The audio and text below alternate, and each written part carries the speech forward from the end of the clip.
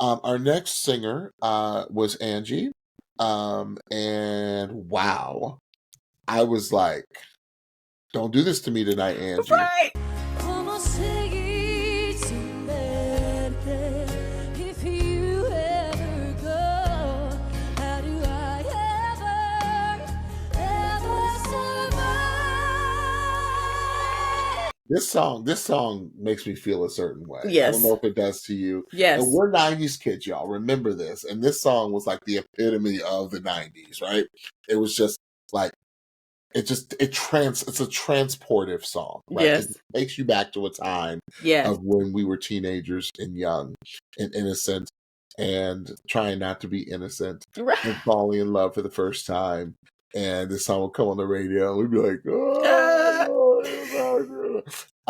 Delilah was on the radio and like, this is what this song, like the summer nights, Delilah was on the radio, you're driving the car different, like, this is one of those songs for us. So she sang How Do I Live Without You, or How Do I Live, LeAnn Rimes. Yes. Wasn't this song done by more, was this song covered by someone else too? I want to say yes. I thought maybe this song was covered by someone else. I'm sure it has but been. LeAnn Rimes, I'm sorry, the song started and ended with LeAnn Rimes. That's right. It is Trisha. Okay, that's what I thought. It is Trisha. I said, Yes. no, I know somebody else did this song, Yes, Trisha. which was incredible with hers.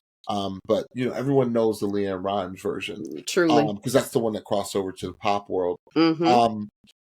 Did you notice that like it was kind of like a trot rhythm? Like I felt like she was on a horse. Like it felt like I called it click up, click up, click up, click up, click I up. called it Tejano. Yeah, it was kind of. It had a Hispanic or Spanish inflection to I it. saw her riding on a horse and singing this, almost like a trot rhythm to it. Like I heard the click ups almost of the. No, of it the was horse's bongos. hooves. Yeah. Yeah, okay. I love her riffs and runs. She are so intentional and she's so strategic in the way Angie places her riffs and runs. I just love it. I love it. They're so intentional. And then I wrote Espanol, Espanol, Espanol. I said, I love you adding the Spanish in this song. I said, all day, every day. Yes. This is one of those songs that requires so much soul, and it's such a brilliantly written song that you can throw in some Spanish and everyone knows what you're still singing about. Yes. I said, it's soulful country. That's what this song is. Throw a little pop in there with it. Yeah. Perfectly written song.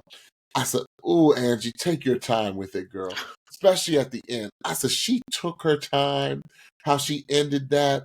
I said, mucho, mucho bueno. I said, come on, John. I said, you don't have to go there and say beautiful gowns. Did you hear him? I did. John, stop it. No, I did. He sang that song gown. Yes. He said, oh, she looks so beautiful. Love her gown.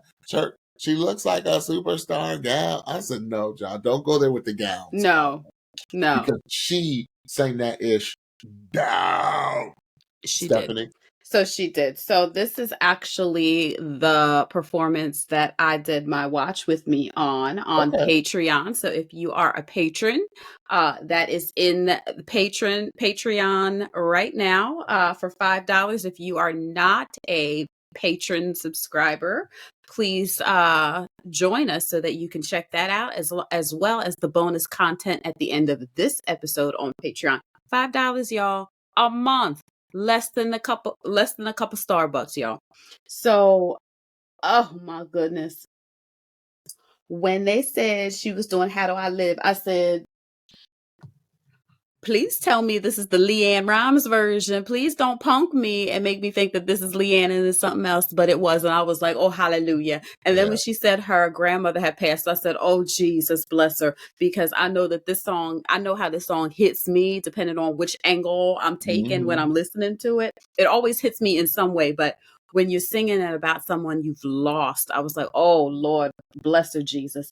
And then when she said that she was a Spanish speaker, I said, oh, okay now. Okay. So when it started, what I heard was that like Selena sound, like the Tejano music sound with the percussion and all of that. And I was like, oh, y'all really fitting to do this right. They I did. really felt if I was a Spanish speaking person or someone of Hispanic heritage, I would have felt honored by that instrumental selection. I just thought it was perfect. And then when she came in, I said, this is just stellar singing. This is just gorgeous singing. And then when she did the Spanish chorus, y'all will see my real time reaction on Patreon. But I was like, because the That sound opening is was so like good. a stripped down bitty bitty bumba. Yes. Oh my goodness. So when she got to the chorus and she said, how do I ever survive? I'm so used to that kind of being more floaty and falsetto.